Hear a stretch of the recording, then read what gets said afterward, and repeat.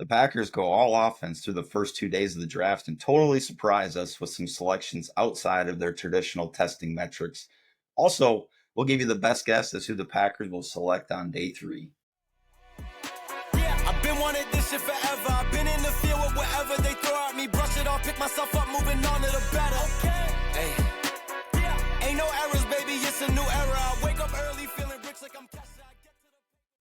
Hello, everybody. Welcome back into another special draft edition episode of SoundsGouda. My name is Jordan Olson, and my co-host and best friend over here is Rob Relf. We want to thank any new and returning listeners for being here.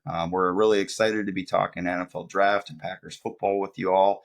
And just a reminder that we have new episodes every Wednesday and Saturday on YouTube, Spotify, and Apple Podcasts. And just like this, we sprinkle in a couple of bonus or surprise episodes when the time is right. Just a little announcement. I have been spending the last 2 full days at the draft. The weather's been iffy, been doing a lot of talking, a lot of hooting and hollering. So my voice is not at 100% right now, but hope you bear with me on that. But yeah, Rob, I want to take us into some announcements and then we can hit the draft talk.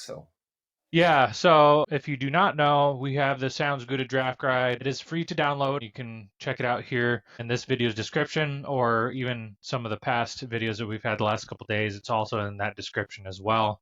Also on our YouTube posts, as well as on our socials and our X accounts.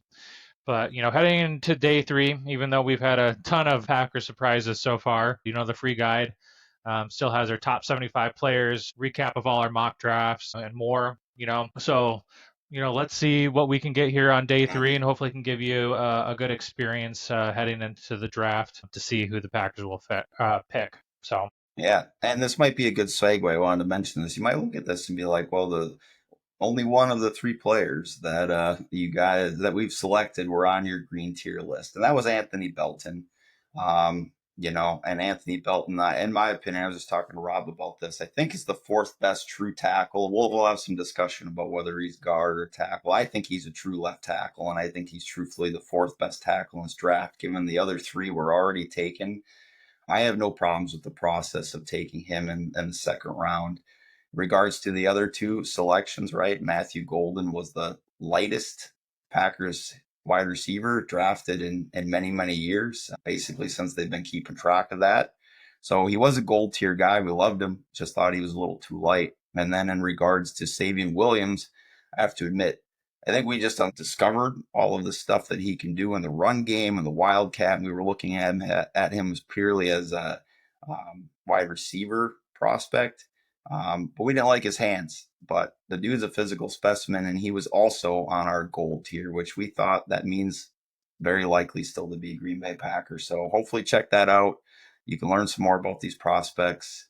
But yeah, I mean, what do you think, Rob? Where do you want to start? You want to start with Belton? You want to start with Savion Williams? What's your analysis of those selections? yeah, let's start with Belton. So, this to me just signals that, they wanted to get deeper, obviously, with the offensive line class. They wanted to get much bigger. They're taking a different approach as far as that goes, with the signing of Aaron Banks, who was a mammoth human being. And now Anthony Belton just makes it clear that Brian Gutekunst has obviously put on some of the Philadelphia Eagles games if he's not already there at the game watching the Packers lose to them in the playoffs. That whole Philadelphia Eagles offensive line, minus Cam Jurgens, the center, are all mammoth human beings like that. So, inside zone, a power running ability for him. He did play the last 3 years at NC State at left tackle, so he does have a ton of left tackle experience, which obviously that the Packers like. He had a really good Senior Bowl, stopped multiple people. I was even watching Donovan Azaraku, some of those one-on-one reps with them, and Azaraku is a very, very, in my opinion, a really good speed rusher, right? True pass sets for him to rush the passer. So I think the consensus board on him was a little bit later for sure, but again, too, like you were saying, maybe the 3rd or 4th best left tackle. I think he's going to compete at guard with Ryan. Like I said, this is just my hunch. And then I think that Morgan, like they've said too, is going to compete with with Walker there at left tackle. So, but if it was flip flopped, I mean, it's still the same, right? Like he can kick in and play guard if you feel like he doesn't have the correct movement or abilities, specifically with speed rushers, is where I'd be a little bit concerned. But from what I'm seeing on for him, if he gets his hands on you, you're done. He's got long arms. He's a beast. He's called Anthony Escalade Belton. Got to see him moving Escalades around here on X on the socials. So, and this really just signifies also to me like just the emphasis on the offense and putting a lot more time and attention. We'll get into some of the wide receiver and that sort of stuff too with the round 3 pick, but the offense was not good enough last year, and they're putting a lot of time, attention, depth, and versatility at a lot of certain positions and competition. Not only that as well too. So I feel pretty, at least this year, I feel pretty good about our first 7 heading out there if we have any injuries. What are your thoughts? Yeah, I mean, then, just let's pump the brakes. I mean, despite all of our feelings around the offense, we were still a top 10 offensive unit by every metric and statistic. I think we had higher expectations that it would be safely a top 3 or top 5 unit. We did play nearly 4 games without Jordan Love, and he wasn't very healthy. We had some drops, but you're right. I think the Packers have decided to invest heavily in the competition of this unit to add depth to the offensive line, to let those wide receivers know that we do have a plan for you. I mean, if Dobbs comes out and balls out, I mean, sure, we could pay him, but I do think that it's going to, with the development of these guys, it's going to be hard to give him a 3-year, $60 million deal. That's it. With the new guys that we have on the roster. And who knows, maybe he has 2 concussions this season and is looking at retirement or another move anyways. And, if that's the case, I would wish him the best of luck on that decision, because your health is first and foremost, most important. But I'm not talking about Romeo here. Back to Belton for a second. I disagree a little bit. I think that he's going to be compete for that left tackle position, as soon as next year. I think he's going to be a swing tackle option for us. I think he probably is probably better than Kadeem Telford right on day one, or as soon as he actually learns the system. So I think he's a tackle in this system. And I know that Goody says that he likes Morgan at left tackle, and I believe him that he could play left tackle, and they see him in that way. But the fact that he was going to beat out Sean Ryan last year for that right guard position, I would not be surprised if they let Jordan Morgan compete for that spot and try to develop Belton into the swing tackle, left tackle of the future. Another thing about Belton is super healthy. He played, 12 games last year, 13 games the 2 years before, all at left tackle, a couple pinch right tackle snaps. And when I say a couple, I actually mean very few. And, had a nearly 90% pass block grade and over an 82% true pass set block grade. So, outstanding pass protector, and, also well above average in the blocking scheme as well. Played some big games against, premier competition. He played against James Pierce Jr. at Tennessee, Fidel Diggs at Syracuse, I think Cameron Rucker, which is going to get drafted here on day 3 from North Carolina. He had a really good game against him. So, there are some really great examples right now of premium NFL talent that he got to go up against next year. And, if you call it a reach, whatever, I think it's a really good pick. I was happy. I wanted a corner in the moment. I still wanted a corner in round 3, and we'll talk about this in a little bit, or an edge.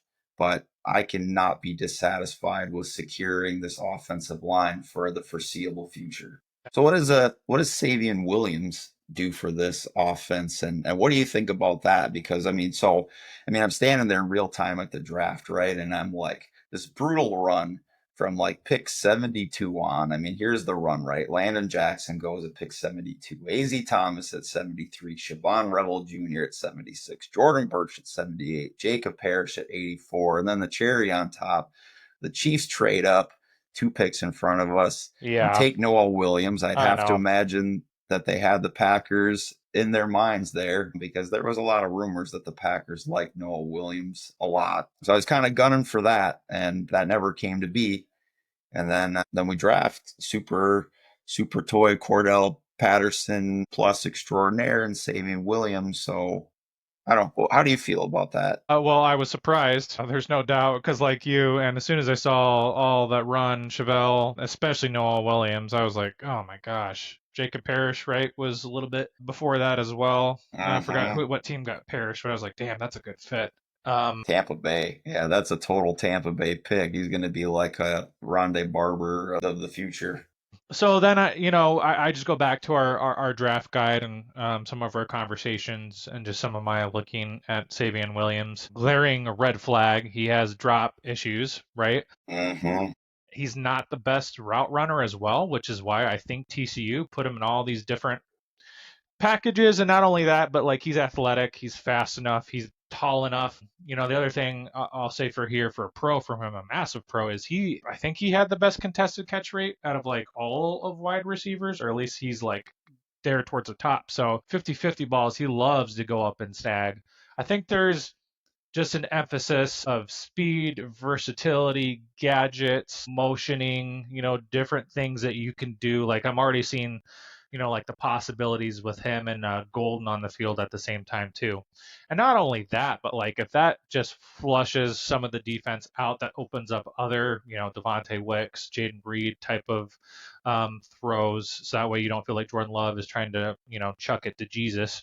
I think that this does a lot, right? Like speed, versatility. I think that Savion Williams is a really, really fun toy.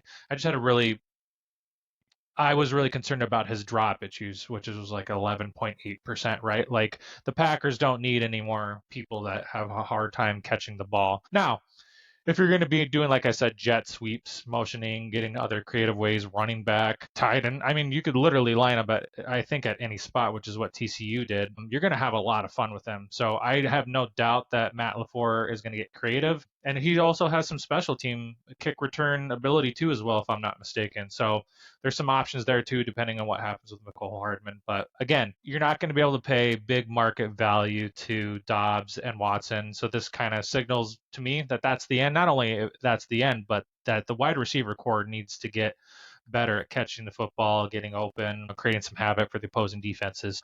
I was surprised, but also it just an emphasis on getting this offense to be absolutely electric this next year. Yeah, Savion Williams, you're right. The big glaring hole was the drops, and I think that's the big concern. But man, when you look at what this guy can do and look at his stats, so had nearly 1,000 all-purpose yards last year, 611 yards, 6 receiving touchdowns, 322 rushing yards, 6 more rushing touchdowns. Throws 3 passes, one of which is one of which is a TD, right? Yeah, So I mean, the guy accounted for 13 total touchdowns. crazy. 6 receiving, 6 reception, or 6 rushing, and 1 passing.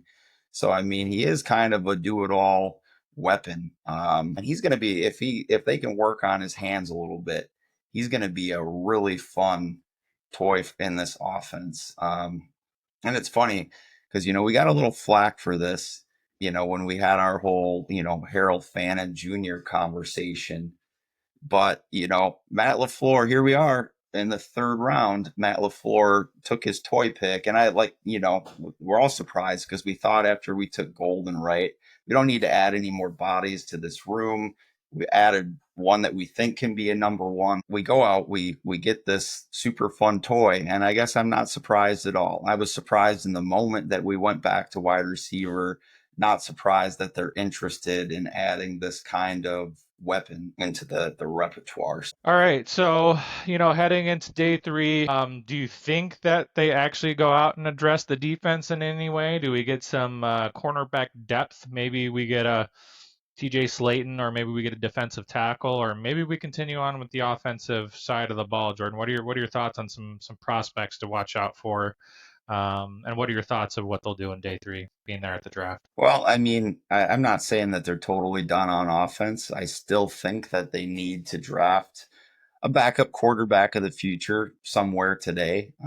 Whether that's, very late with one of the 2 7th round selections. But yeah, I think they're going to go defensive heavy today outside of that.